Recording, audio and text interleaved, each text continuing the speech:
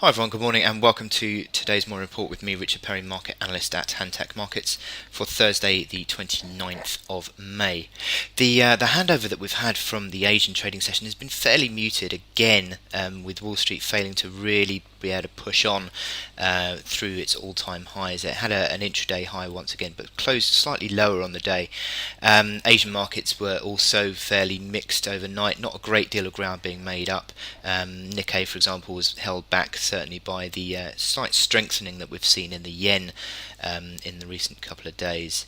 The other factor I think at play is the fact that we've got sharp lows on the treasury yields, on the 10-year falling to an 11-month low, and that certainly is a risk warning sign for equities that certainly equities shouldn't be necessarily rallying sharply as treasury yields are in decline. So that's something that we need to focus on. Also, the VIX index remains at extended levels below 12 as well. So basically, I will quickly show you that VIX index. That remains, as I said, below 12, which is an extension of the downside below that level. That, to be honest, the market doesn't often get to these extended levels, certainly over the last few couple of years anyway. So Q1 2013 was the last time you were really solidly below 12 on the VIX. And as I said, on the treasury yields, that is a sharp move down below that 2.5%. That is an 11-month low dating back to June 2013 now. So it's a very significant breakdown that we've seen in that yield on the 10-year Treasury. In terms of currencies, the dollar index has actually had this big breakout yesterday. That took us to a 3-month high, breaking sharply above that 80.4 level, and that is a significant move, I think, as well. And that could again be another reason why I think equities may be a little bit reticent to continue their highs. A slight pullback overnight in this dollar index, which shows the slight strengthening of the major pairs against the dollar. With certainly the Aussie dollar, the major beneficiary early today, about 0.5% higher, over 50 pips higher on the day there. But what we need to look out for also is this second reading of Q1 GDP. That comes out today at 1:30. Q1 GDP second reading is forecast to actually show a decline of minus 0.5 or 0.6, depending on which calendar you're looking at, or for consensus forecast.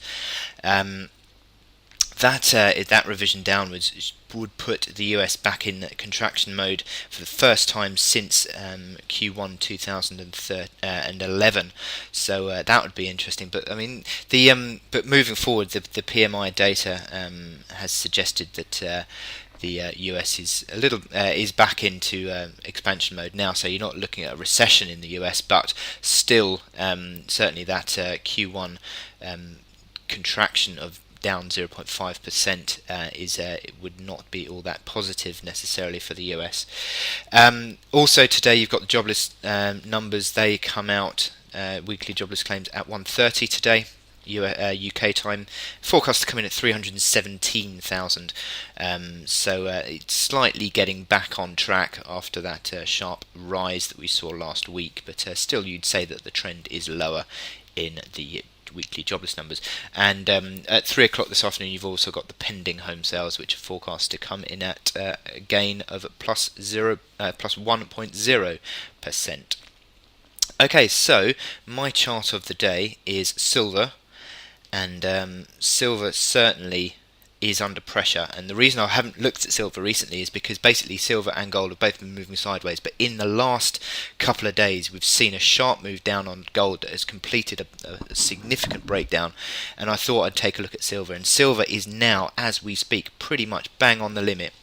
The low today is 1881. Now the key support on silver comes in at 1880, and now this is a low that's been in place over the past 6 months. continually come back towards that. I think this is the seventh time we've been back into a support band between 1880 and $19. And certainly this would suggest that any breakdown below that 1880 would be a significant one, and it would certainly initially reopen the June 2013 low, but subsequently that June 2013 low, which, I mean, I'm zooming back here over a number of years now, we haven't seen that sort of level since 2010. So this is a big level that we're back at on silver now, ultimately. On an intraday basis, as I said, we are back and testing that 1880 level, but the breakdown of that would suggest, as I said, back towards that 18.19 June low. But very near term, you'd certainly say that the momentum indicators are all very weak. Negative configuration. You've got a big band of resistance now. If there were to be a technical rally, a big band of resistance around that 1920 mark.